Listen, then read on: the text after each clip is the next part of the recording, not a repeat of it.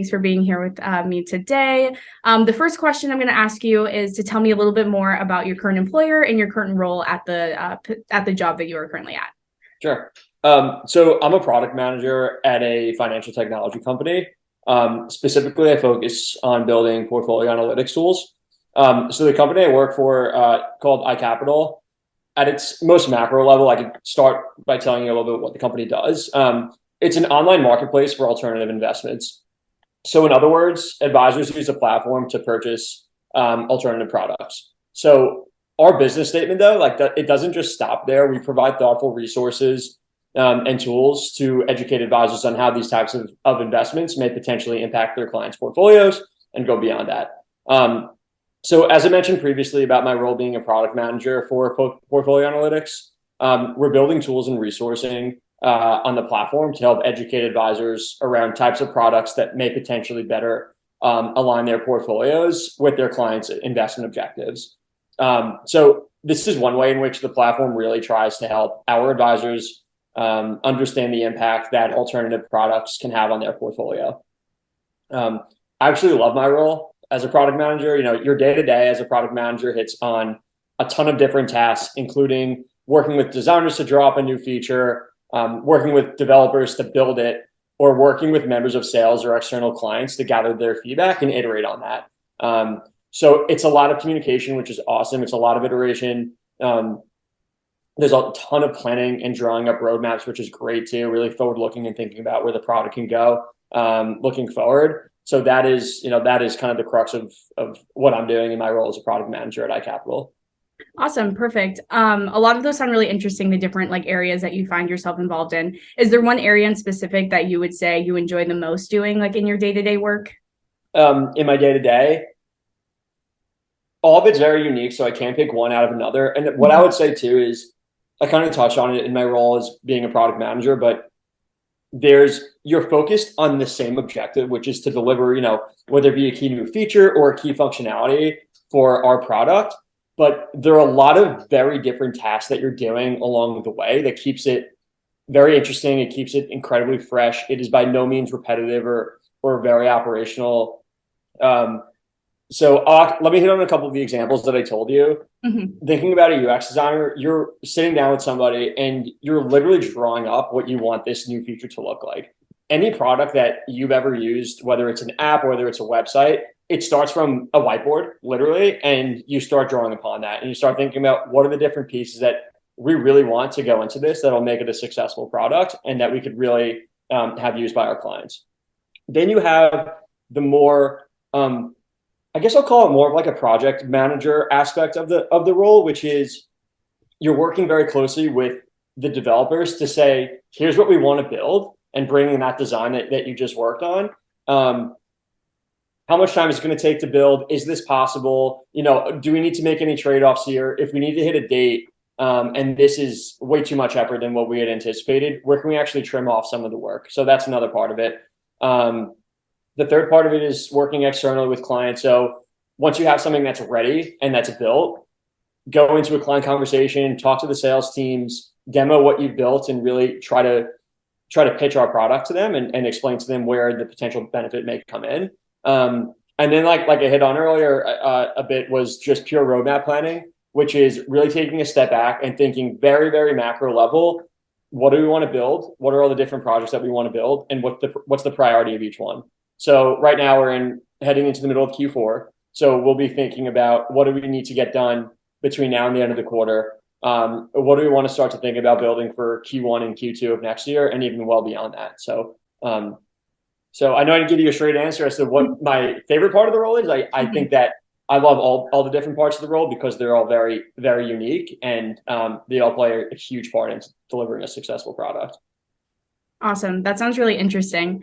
So to move forward a bit more, thinking about the entire industry more broadly, rather than just your specific role and what you do, could you talk a little bit more about the different trends that you're currently seeing in your industry? Sure. So this is a really interesting question. I'll give you two perspectives with my answer. One from a financial standpoint and the other one from a technology standpoint. First, I'll start with the financial standpoint. I'm not as close to this one, but I can give some perspective here. Especially in this type of economic uncertainty, the traditional equity bond portfolio is becoming less popular, and investors are looking to other types of asset classes. When I used the term alternative investments earlier, when I was describing the company, that covers a wide range of asset classes. This can be structured investments, annuities, digital assets like crypto, private equity, etc. For example, asset classes like these may provide investors with a similar return as your traditional equities and bonds, but with more protection built in. So our job is to get out there and educate advisors on the possibilities here. So that was the financial standpoint. Now, second, I'll touch on the technology standpoint. To put it simply, and I'm sure you already know, people more and more are becoming dependent on technology. Now, I realize that's a broad statement and doesn't mean much, but you have the more old school, perhaps less technologically savvy advisor that uses paper and creates Excel spreadsheets for everything. But then you have the growing generation of people looking to use technology to really better understand investment opportunities and make more informed decisions. And that's really where we come in and provide the value. I like that you were able to sort of take it from two stances, not just finance, but also looking at the technology perspective as well. And then just to finish things up, could you explain a bit more about what skills you think are necessary to be successful in this field? And if that there's anything that students can be doing now in their undergraduate years to prepare them for a career within this industry? Definitely. Yep. So again, focusing on this industry specifically, you need to be technical. That's a prerequisite. I would say that's a non-starter if you aren't. Even if you aren't a coder, you need to understand the ins and outs of development and what's really going on under the hood of what you see on a screen or what you see in an app or a product that you're interacting with. This, of course, doesn't mean that you should, stop what you're doing and pick up a coding language. I didn't, but you must be able to take part in technical discussions, at a minimum. So next, I'll move on. We'll talk about product management credentials in particular. If you're really interested in product management, spend some time doing a part-time course in the field, just to see if this is something you're interested in. It's funny. My previous role, I came from Goldman Sachs, where my last job was on a fixed income desk. Then I decided to get a college certificate in product management that I did after work for a few months. So, without that, I don't think I'd be in the seat I'm in today. It's about going that little bit further and picking your head up out of the books. You're looking at it for class every day and doing something that's really, really relevant to what you're interested in and running towards that. So I would say that, that's really the second point that I would hit on. And maybe I could finish on what's probably the most important thing. If there's one takeaway from this conversation, it's this, which is network a ton. I'm sure you've heard this before, but I can't stress this enough. By networking, you'll not only open doors for yourself and build relationships that will help you throughout your career, but you'll also organically learn what your interests are. Every job, that I've had, every role that I've had in my career up to this point, has come from previous relationships that I built networking over the years. And I really don't think that's a coincidence or uncommon at all.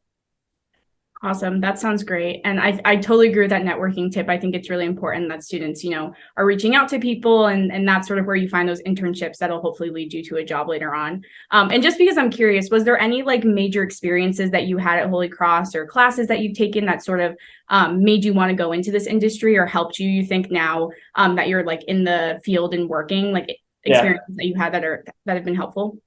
Definitely. So I was a math major and I knew at the time too, of being a math major, I'm not going to have to know the ins and outs of these formulas or algorithms that I'm working with.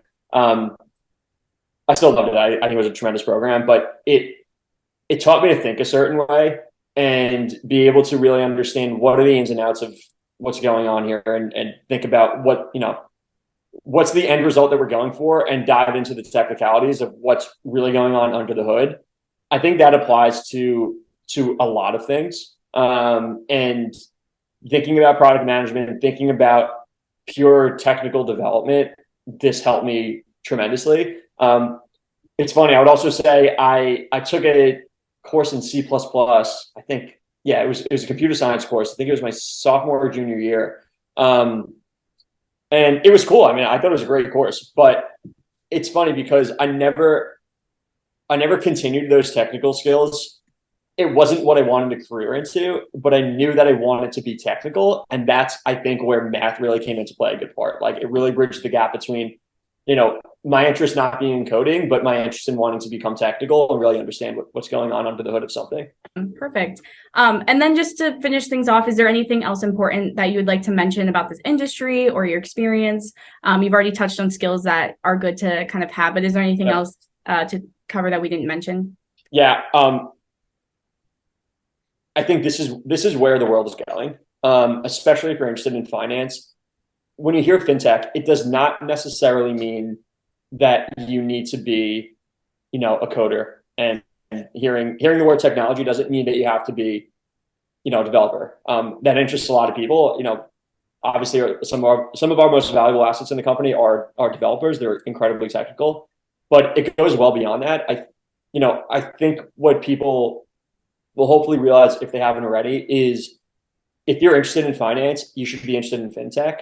Thinking about my previous roles and coming from a big bank, working where I did before this was great.